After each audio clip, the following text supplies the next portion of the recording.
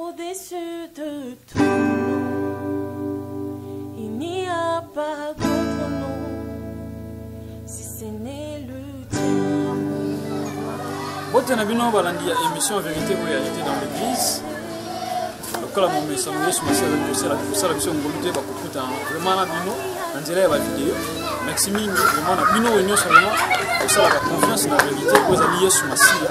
Vraiment to pesi pe merci makasi na o lelo o ye andimi kozala nsima ya vraiment nzambe na kwa komona biso na esika oyo to mesana koyana babiloko oyo bandeko batindaka depanke d'autres pour oyeba kosunga baorphelin.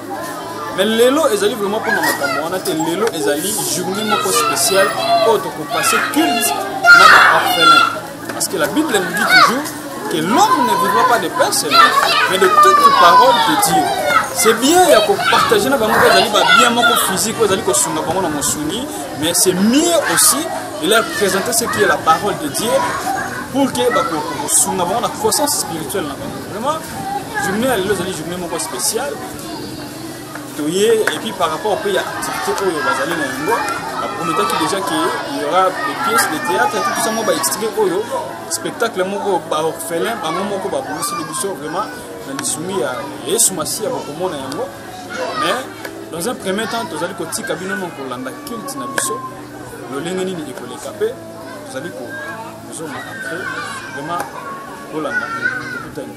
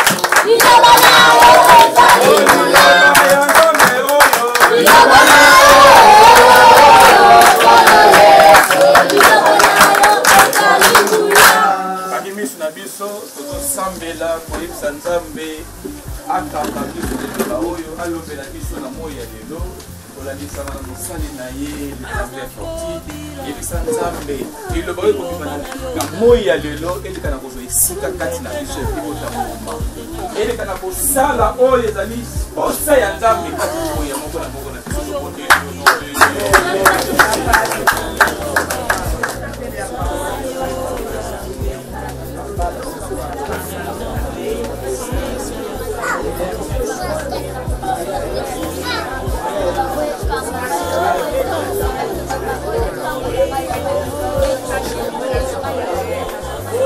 nzambe kwena mabela malamu et bota mukama parce que j'ai fait que vous portez beaucoup de fruits et si vous demeurez avec moi et que mes paroles demeurent en vous, demandez tout ce que vous voulez sera accordé et tu n'es pas un homme pour mentir ni ne pour repentir ce que tu as dit tu le feras.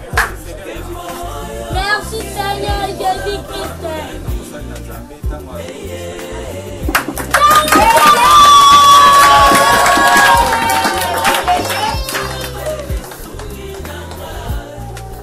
Nzambe mbote na biso mbote na biso esengo ezali esengo ezali esengo ezali tobete Yesu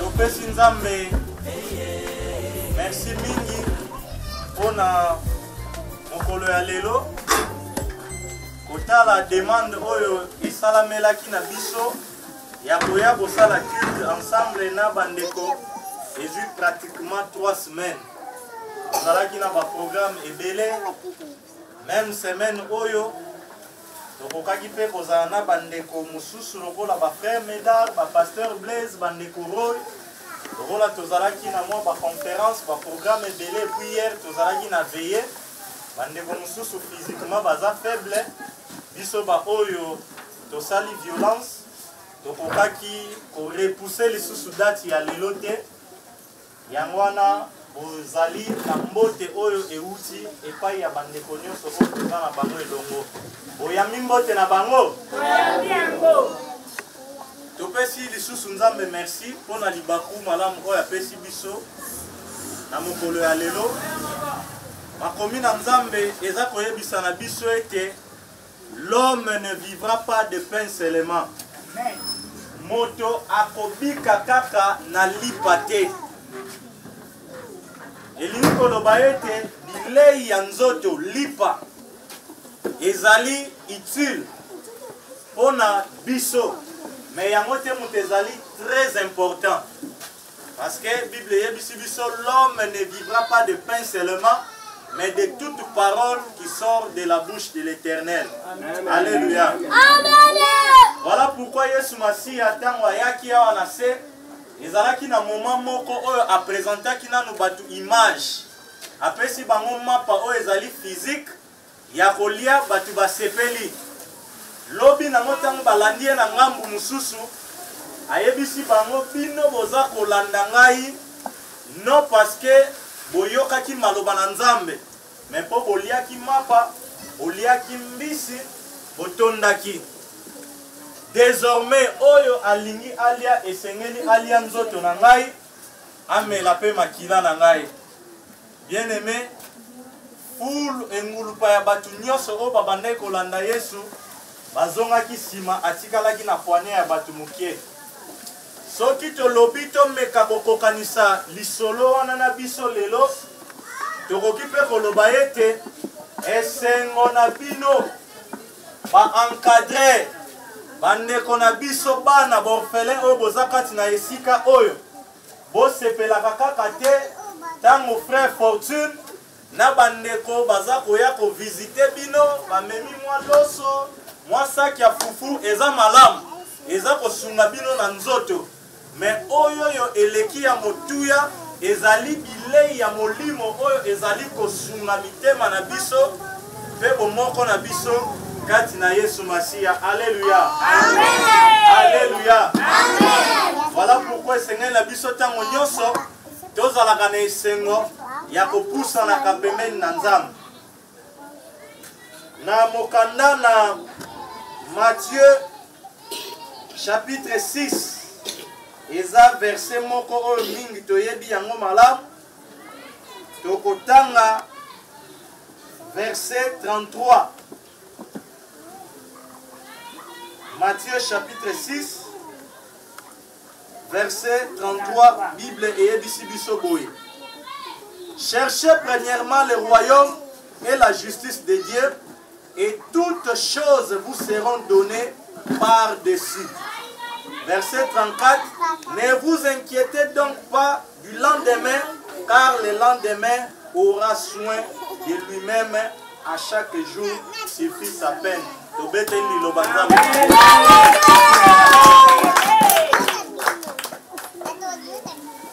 Bandeko balingami bana na nzambe eteni ya makomi oyo totangi ezali nkolo Yesu Masiya mutaza koloba na biso ete toluka yambo eloko ya liboso bokonzi ya likolo pe biloko nyonso oyo etikali ekopesamela biso na sima. Alléluia. Amen. Na verset 34 kuna tomoni abakisi lisusu alobi ete tomitungisa na eloko moko te même ata na oyo nini tokolia lobi te pamba te lobi yango moko eyebi lolenge nini ekolekana parce que Bible eza koyebisa biso ete nzambe azali maître ya temps mpe ya circonstance yende mutu ayebaki mokolo oyo elekanaki yende mutu ayebi ntango oyo tozali eye mpe mutu ayebi mokolo oyo ya lobi.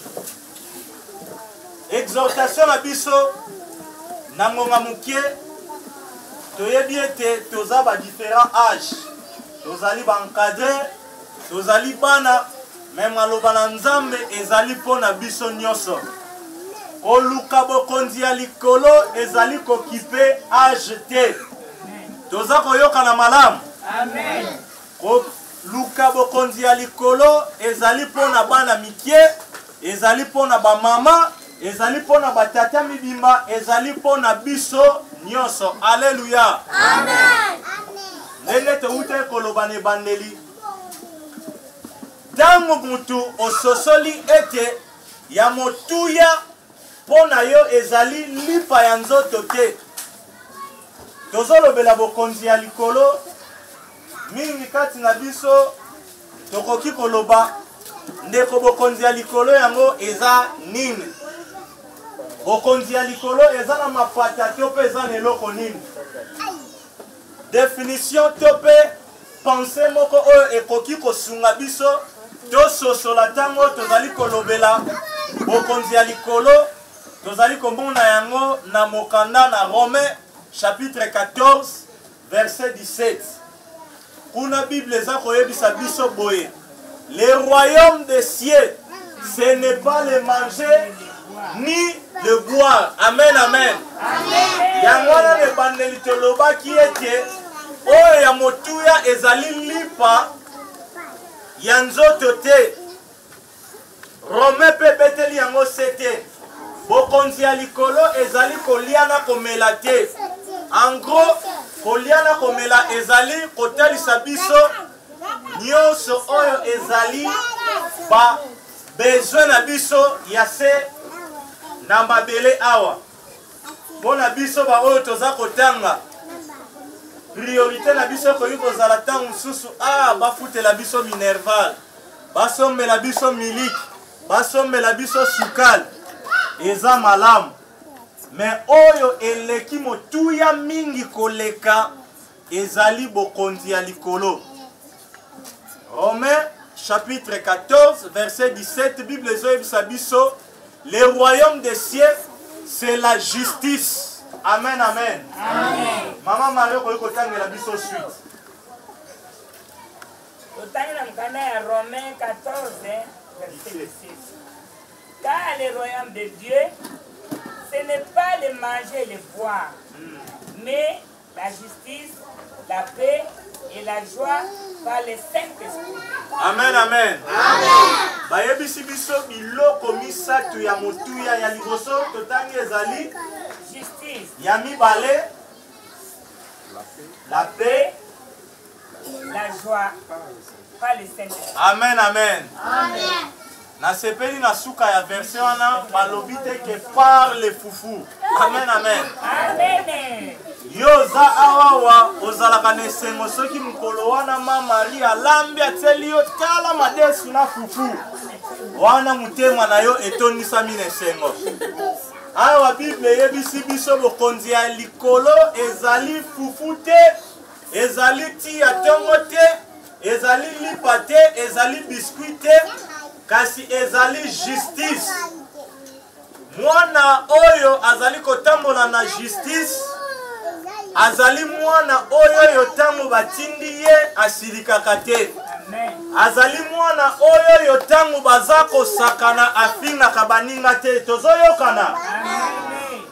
Justice ya Nzambe yango nde mutu ekosala bino bana bokola na nzela ya malamu tango bopusani bosala pe baninga na bino mususu ba disciple pe likolo ya nyonso bokota na kembo na Nzambe. Amen, amen. Amen.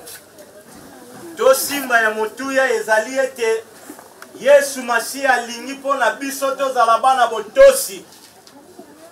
Mwana oyo aza kotambola na justice afingaka te, ayibaka te, akangaka mbunzu pe te soki batindi ye. Alléluia. Amen. Alléluia. Amen. Côté na biso ba responsable. Justice Nzambe azosenga na biso eza na baspe nyonso. Premièrement devant Nzambe oyo amonaka partout dans la vie de sanctification.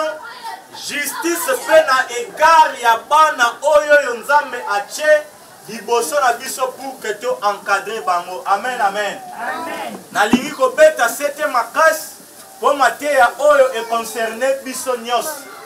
Nanga motei na bino ba responsable na bino bana soki ezalaki pona intérêt ya royaume na première position te tokokaki te kotika bamakambo na biso koya kokutana na kati ya esika oyo tomoni be elema misatu justice ya nzambe ntango tozali na kati ya orphelina tosenga na nzambe biso baresponsable apesa biso mitema ya bapapa ya bamama ya kotémoigner bana oyo yo affection bolingo ya solo plus tokosalaka yango na motema moko récompense na biso ekozala monene liboso na nzambe. Alléluia. Amen. Pamba te tango biso to manifester justice ya nzambe na égard ya bana oyo automatiquement nzambe oyo alobi na makomi na ye azali papa ya borphelin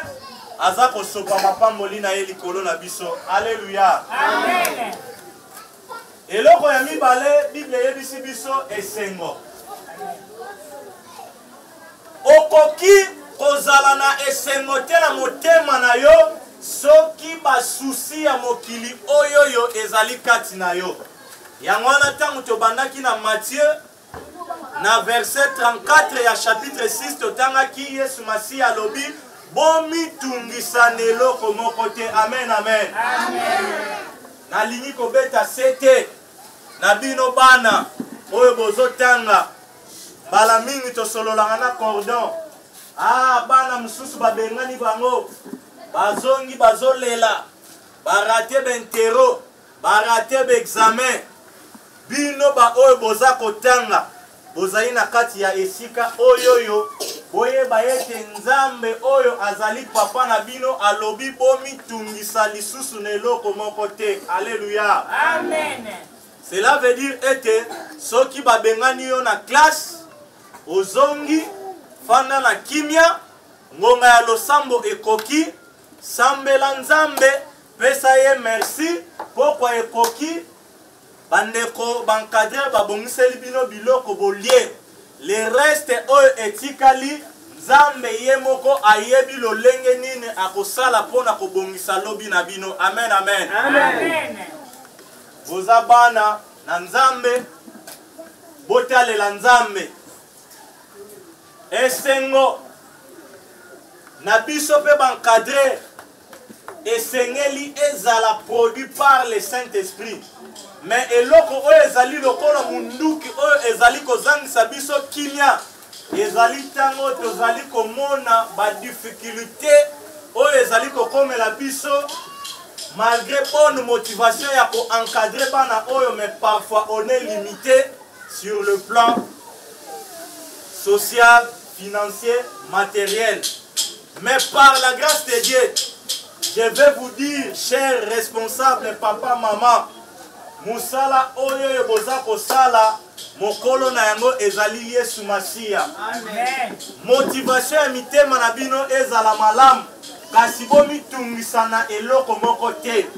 Blocage nyonso oyo bokokutana na yango avant bobenga pasteur Songolo Pakala, avant bobenga frère Songolo Pakala, esengeli na bino bokutana en équipe bobondela nzambe bo recommander ba besoin ba souci na bino epai na ye nzambe oyo atushaka de partout oyo asalaka ba miracle. Bible yebisi biso il est celui qui appelle à l'existence les choses qui n'existent pas comme si elles étaient.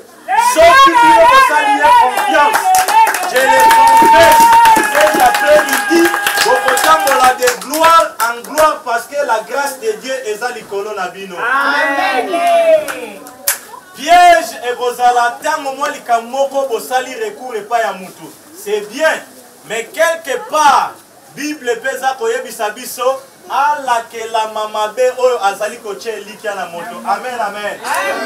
Lelo papa Songolo, mama Songolo Pakala koki kosunga bino. Lobi pe akoki kozala na posa ya kosunga bino. Mais makoki ya kosunga ezali kopesa makaka epai na Yesu Masiya. Eloko ya suka ezali kimia. Bible yebisi biso rechercher la paix avec tous, sans laquelle personne ne verra le Seigneur. Amen, amen. Amen, amen. Tika ete mitema na bino bana pe ba responsable ebate la kimia. Kimia bokozwa yango na ba promesse ya batute. Naza kopeta sete bolongola elikia na mutu. Pasteur Songolo, Lingomba Songolo, Mukonzi Songolo akoki ko promettre bino na koya na kozongisela bino boye. L'homme peut changer à tout moment, mais la seule personne oyo a régné à Kamaloba na yete a changé à kate, c'est Jésus-Christ de Nazareth. Amen. Alors nzambe oyo totei bino tokaboli na tongo ya lelo na après-midi ya lelo Yesu Masi azoloba ete mes paroles sont esprit et vie. Amen. Toye kolekisa moko inutile te kati na esika oyo. Yesu oyo asangisaki biso. Oyo asosolisi biso to comprendre ete tomitungisa te na ba problème nyonso toya na mikumba na biso epa na ye.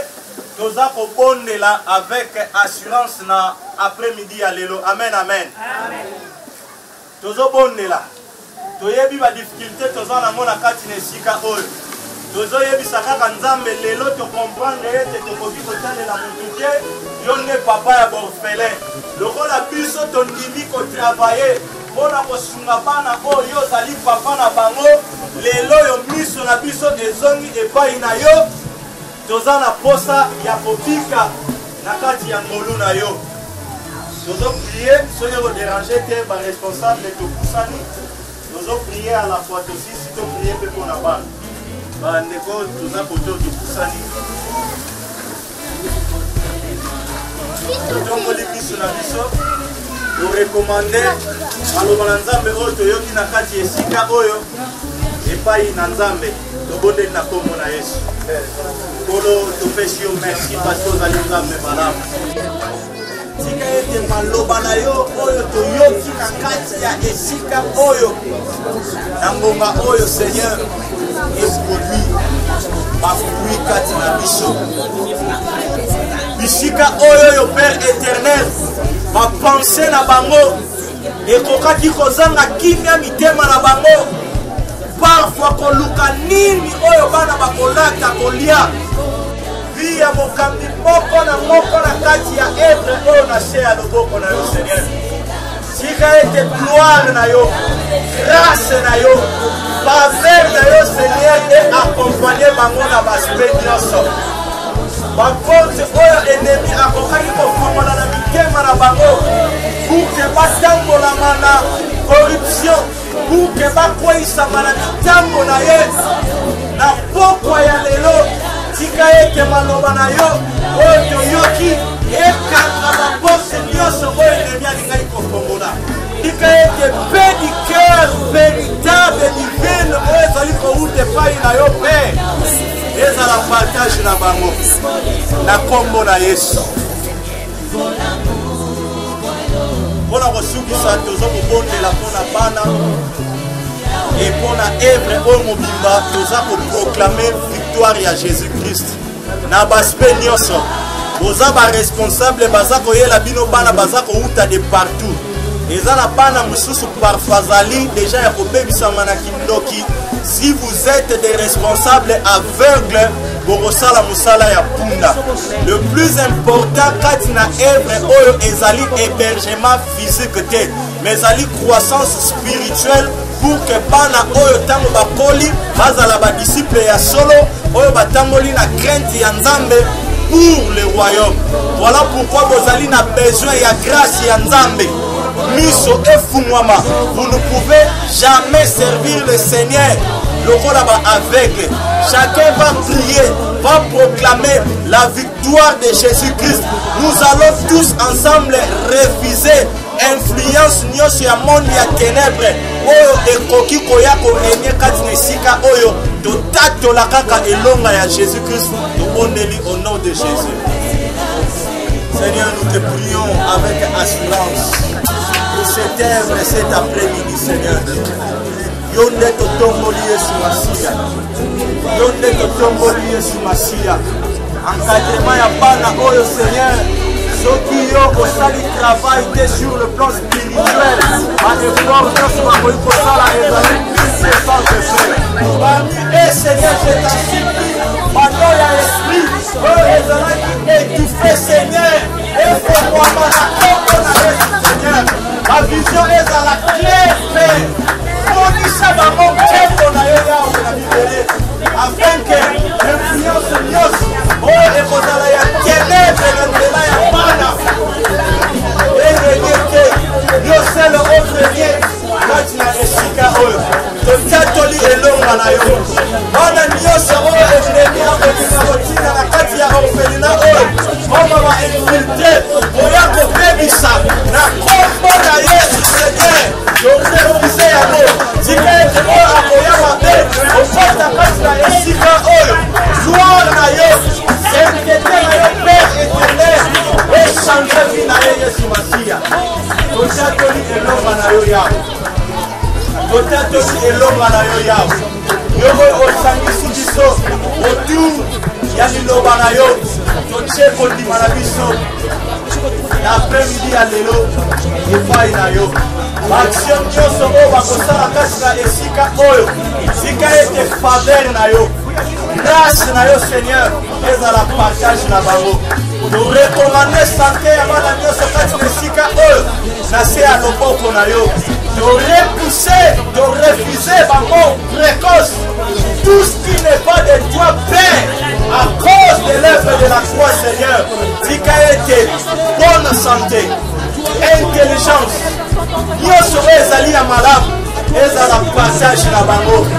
Yo papa ya borphelin tobondeli na après-midi ya lelo, tondimi ete likolo ya bafaible mo na biso yo oyebi vrai besoin oyo yo esengeli mpo na centre oyo maison de l'espoir na bavi ya bancadre oyo totelemisi yo yawe. Renie na yo umela seko na seko Nzambe yo oyo ozali kopesa makoki na bacirconstance nyonso kondima na bango efandisa makati na yo. Topesi yo merci mpona après-midi ya kitoko oyo opesi biso. Merci mpona badon ya esprit oyo ezalaki étouffé. Merci mpona mitema oyo ennemi alingaki asepare na après-midi ya lelo ozongisi lisusu bolingo, bazali unis par les liens de l'Esprit Saint. Merci pour la victoire qu'ils ont cet après-midi à cause de l'œuvre de la croix. Seigneur, honorez ma déclaration, parfois na bango, oyo va manifester kati na yo, parce que tu es au-dessus de toute domination, tu es au-dessus de tout pouvoir. Tika ete, culte ya lelo, ezala déclenchement, ya grâce na yo, kati na esika oyo, totatoli yango, na kombo na Yesu, banso tolobi, merci Seigneur.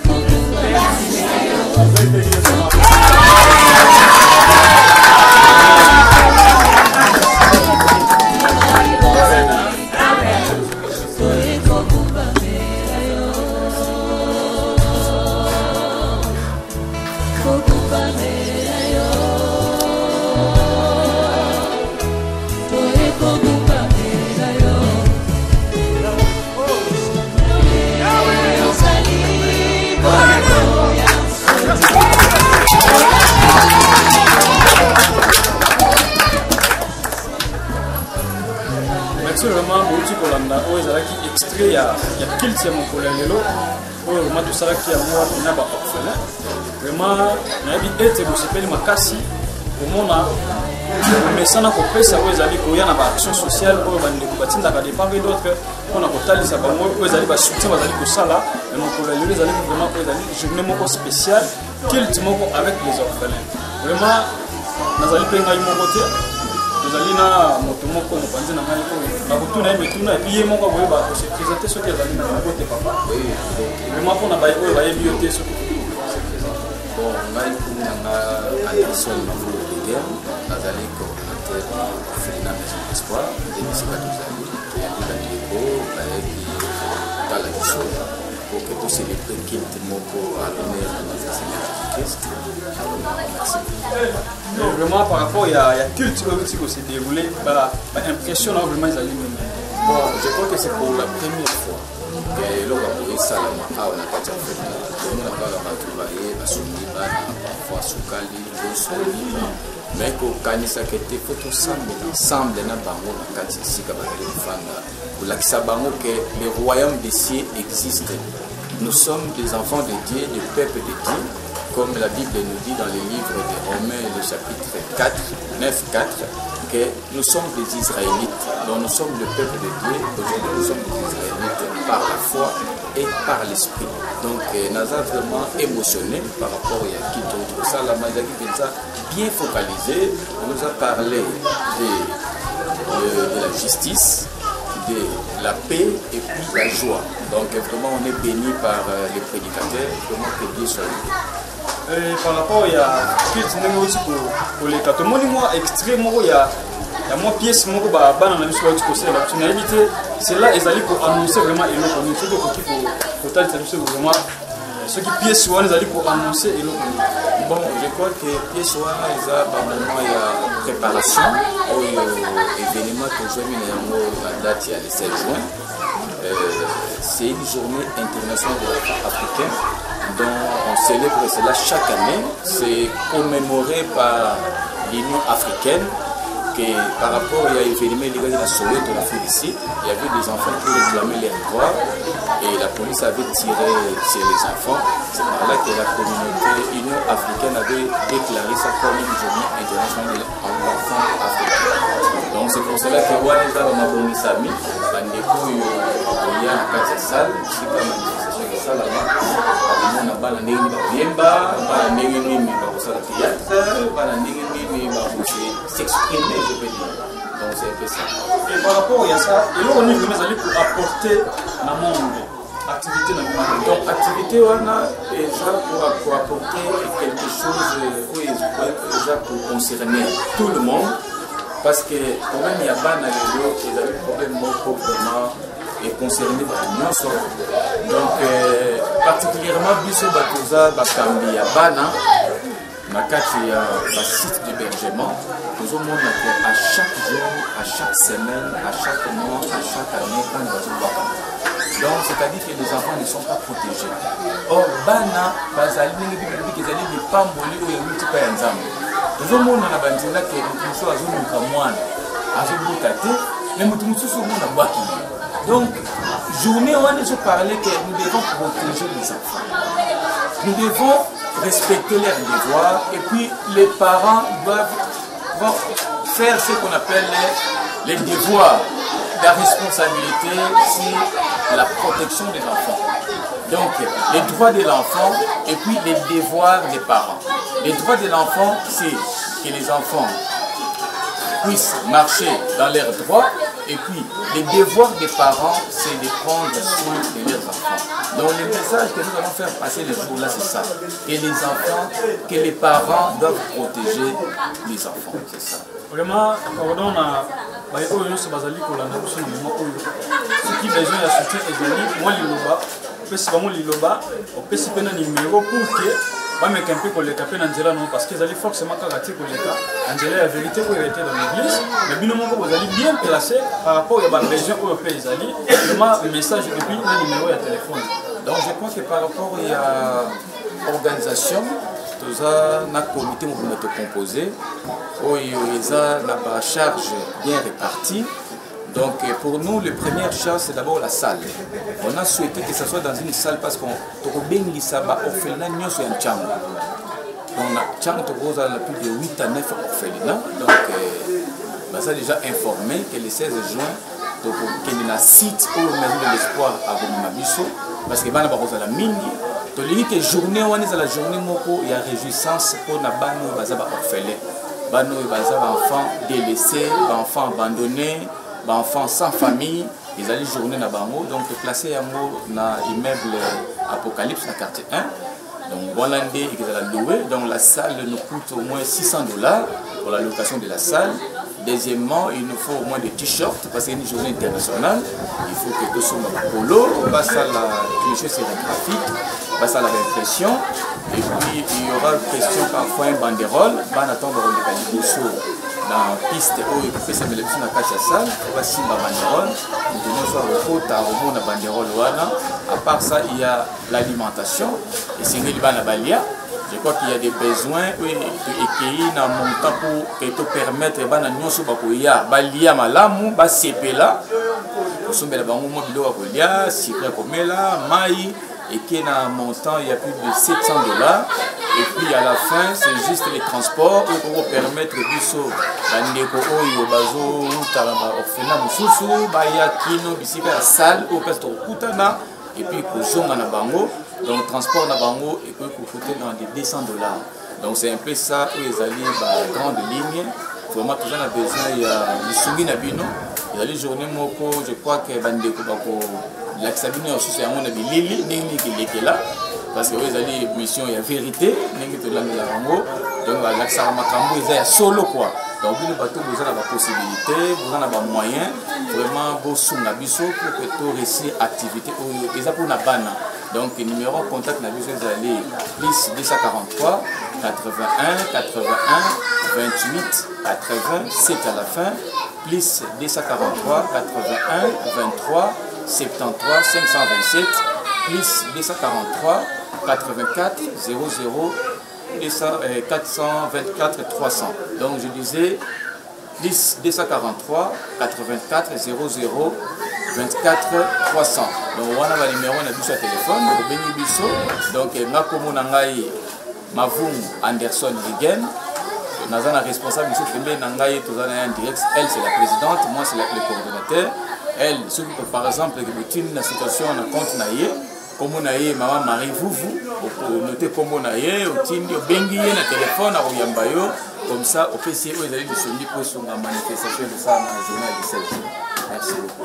Vraiment, maman Marie, ceux qui le loba, ils allaient au coquille pour personne à bande de pono, c'est pas pour l'andabiso, par rapport à l'activité au besoin. Vraiment, moi, les loba, mon képo, tu connais presque la souka. Merci, Nakandisi, coordinateur, depuis déjà aux années sont nécessaires.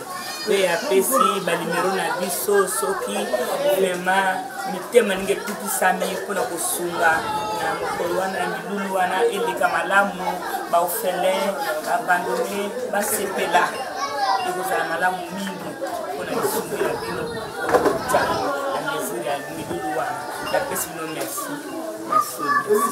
merci maman Marie. Vraiment, sans plus tarder, tu comme une souka, nous avons 5 minutes de l'eau avec une journée spéciale.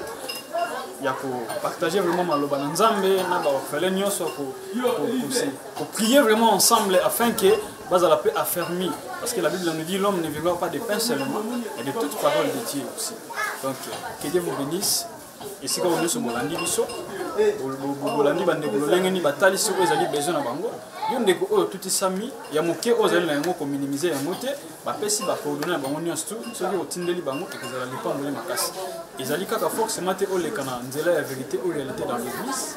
Donc ezali forcément kaka te boleka na nzela ya vérité ou réalité bandeko bango yo bazali mieux placé ba ko présenter bino encore na détail ezali ba besoin au bazali yango pour na activité oyo vraiment nzambe apambola bino to tikeli bino pe bo meka kolanda oyo ezali extrait c'est-à-dire vraiment journée yango ndenge kozala kotala lolenge nini bana vraiment bazali ko l'accès spectacle par rapport à journée wana vraiment nzambe apambola bino soki Yesu Masia azongi te tokutani na mikolo ezali koya bye bye Tobandi Action.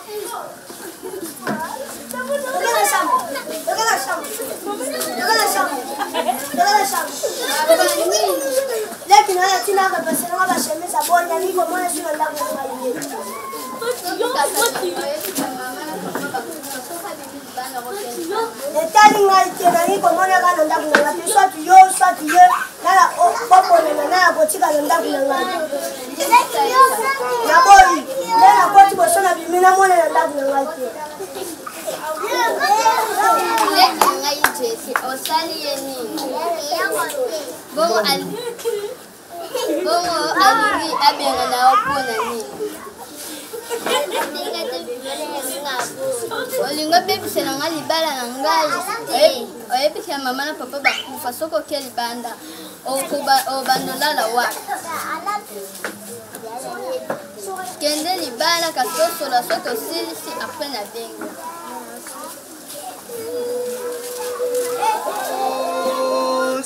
Ces enfants de l'Afrique aimons tous. Aïe. Ces enfants de l'Afrique affamés, chaque jour le matin, Une célèbre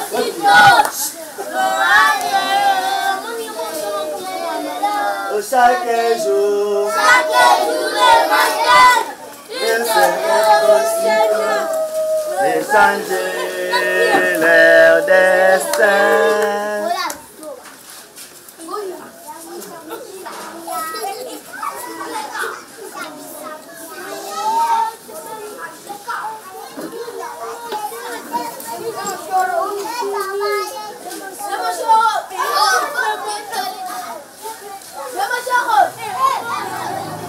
C'est faux.